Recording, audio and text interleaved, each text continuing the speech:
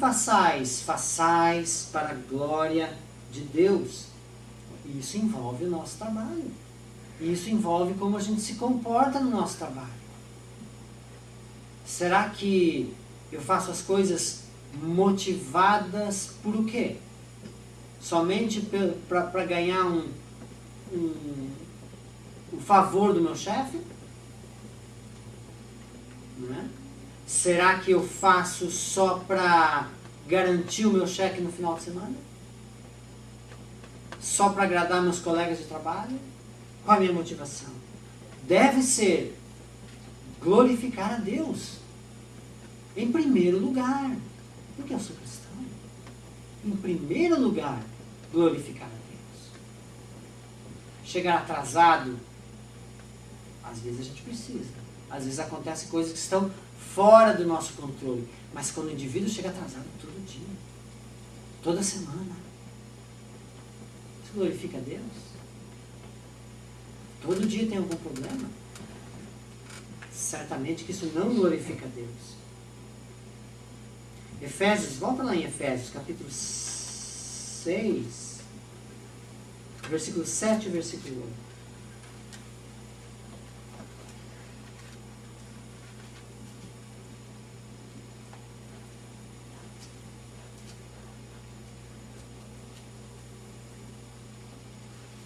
Servi de boa vontade como ao Senhor e não como a homens, sabendo que cada um receberá do Senhor todo o bem que fizer. Esse capítulo, esses trechos que a gente leu, está falando do quê? Qual é o contexto geral? Está falando do relacionamento entre o escravo e o seu mestre, não é? Está falando, é claro, trazendo isso para nós hoje. A gente não vive na escravatura, a gente tem nosso relacionamento entre patrão e empregado. Então isso aqui está falando disso. E fala ali que o quê? Que a gente não deve fazer o nosso trabalho como a homens, mas como a Deus. Por quê? Porque é dele que vem a recompensa no final. Isso é uma coisa que a maioria de nós não entende. Que tudo aquilo que nós fazemos não é para os homens. Na verdade, é para Deus. Tudo que nós fazemos. Às vezes a gente pensa assim, puxa vida, mas eu não faço nada na igreja. Consequentemente, ele pensa, eu não faço nada para Deus. Mas nós temos que entender que tudo aquilo, os dons que Deus nos deu, a casa onde nós moramos, os filhos que nós temos, a esposa, o esposo, inclusive o nosso trabalho, foi Deus que nos deu. Existe alguma coisa que acontece na face da terra que não passe pela vontade de Deus? Não. Tudo que acontece na terra é porque Deus quer que aconteça. Né? Ele permite que aconteça. Ele desejou que acontecesse daquela maneira. Então o meu trabalho e o seu trabalho também faz parte da vontade de Deus. E se Deus nos colocou lá é porque Ele tem uma intenção. E quando nós executamos a nossa função, nós estamos servindo a Deus também. Né? Ao executar bem o nosso trabalho, estaremos servindo a Cristo e ao seu reino. É isso que nós estamos entendendo aqui. E Ele recompensa a todos nós pelo bem que fazemos, ou pelo mal. Se trabalhamos de bom grado, de bom coração, motivados, preocupados e levando a sério o nosso trabalho, nossa função, sendo responsáveis, tendo compromisso com a função que nós recebemos, aceitamos, Deus recompensará essas coisas no final. É isso que a maioria muitos cristãos não entendem. Não importa se você esteja fazendo um trabalho na igreja, muitos não têm oportunidade de fazer nada na igreja. Muitos não foram chamados para fazer algo na igreja. Mas não é por isso que você não serve a Cristo? Não é por isso que você não faz a obra de Deus? E vem mais coisas aqui que vai te deixar entender isso. Lá no seu trabalho, servindo ao seu chefe, se você fizer como se estivesse fazendo a Cristo, você estará também servindo a Deus. E você será recompensado por isso. Amém? 1 Timóteo capítulo 6, versículo 1.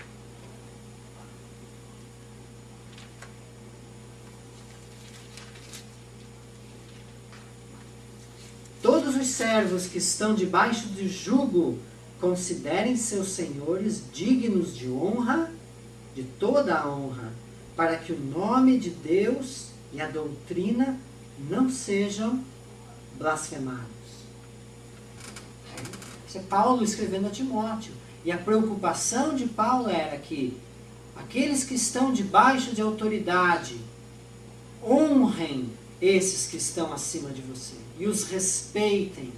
E os considerem dignos disso. Para que a doutrina, ou seja, o Evangelho e o nome de Deus não sejam blasfemados. Do que Paulo está falando aqui? Ele está falando de bom testemunho. Então, lá no seu trabalho está envolvido também testemunho cristão. Está envolvido o trabalho do reino de Deus. Você também está buscando o reino de Deus quando você mantém um bom testemunho lá no seu trabalho. É isso que Paulo está falando.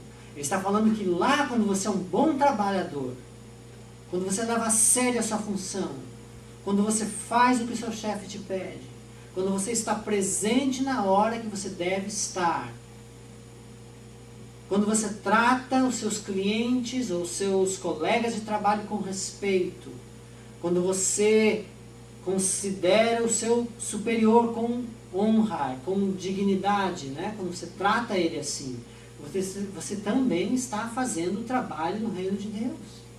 E você está, consequentemente, trazendo um bom testemunho para a palavra de Deus e para o nome de Deus. É isso que Paulo está falando.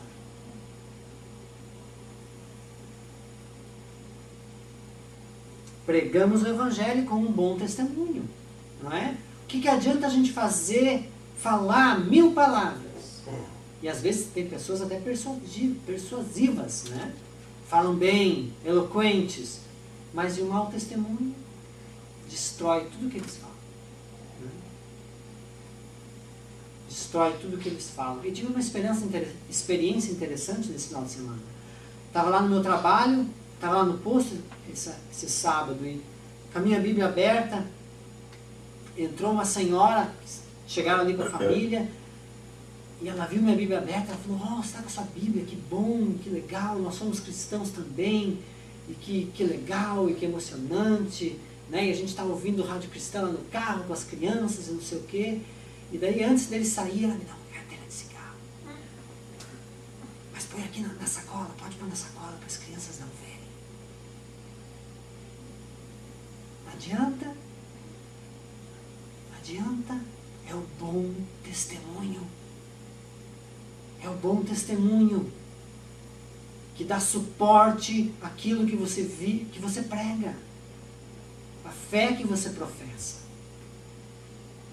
E você faz isso lá no seu trabalho, porque na verdade, queridos, quando a gente está aqui, atrás do púlpito, é uma coisa, é um breve momento, mas lá no meu trabalho eu estou sendo visto o dia todo.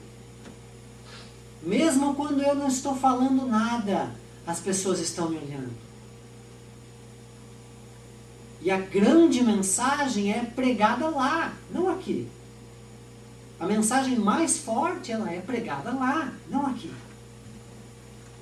Amém? Então, o reino de Deus, ele avança também lá no seu trabalho. E você é um dos que faz avançar. Quando o seu procedimento no trabalho é o procedimento correto. Amém? Volta lá para Efésios, então, capítulo 4, versículo 28.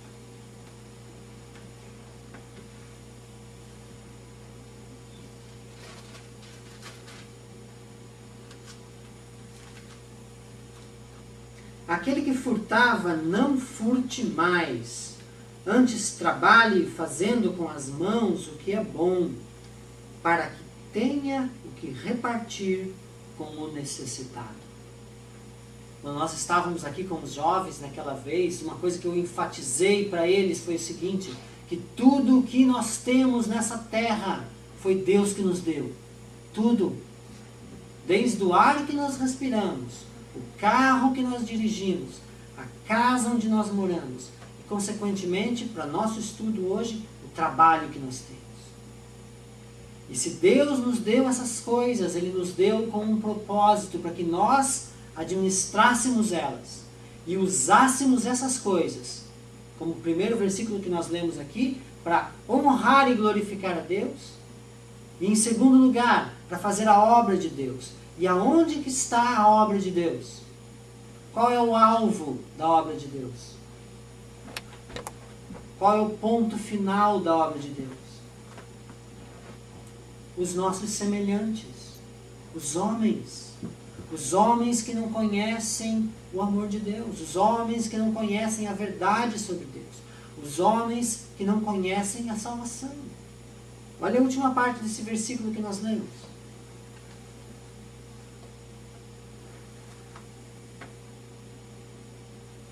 Ele poderia muito bem encerrar esse versículo dizendo o quê?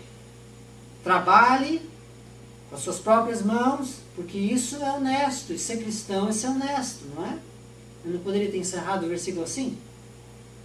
Por que ele encerrou o versículo dizendo para que você tenha o que repartir com os outros? Porque na verdade, queridos, tudo que Deus nos dá não é simplesmente e somente para o nosso uso pessoal. Nós erramos quando pensamos assim. Tudo o que Deus nos deu deve ser usado para que nós abençoemos as vidas dos outros, das outras pessoas. Tudo que Deus nos deu não é nosso, é dele. Ele nos deu para que nós o sirvamos.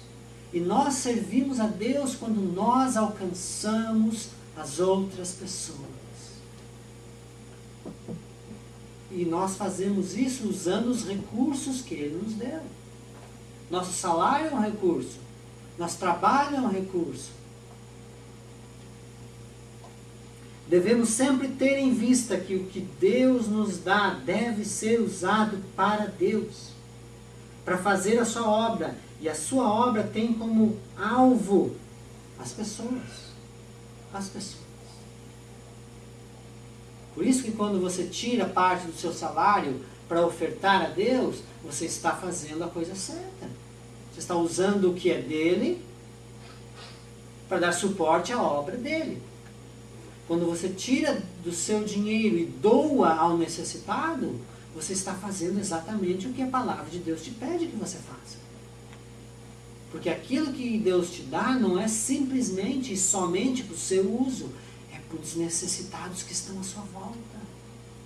São possibilidades e oportunidades que Deus nos dá para nós mostrarmos o amor cristão. É para isso que Deus nos pôs aqui na terra. Então você percebe da onde deve vir a nossa motivação para o nosso trabalho? Pensando em todas essas coisas que nós lemos aqui, nós não simplesmente trabalhamos para sermos reconhecidos, para sermos apreciados, para alguém olhar para você e dizer, puxa, Everaldo, você é um bom trabalhador. Porque não é eles que eu estou tentando agradar. Não é o meu cheque da sexta-feira a coisa que me motiva a levantar na segunda-feira. Porque para muitas pessoas seria assim. Se não tivesse o cheque da sexta-feira, não teria gente levantando cedo segunda-feira. Não é assim que muitos empregados tratam os chefes, quando eles pedem alguma coisa que sai um pouquinho daquele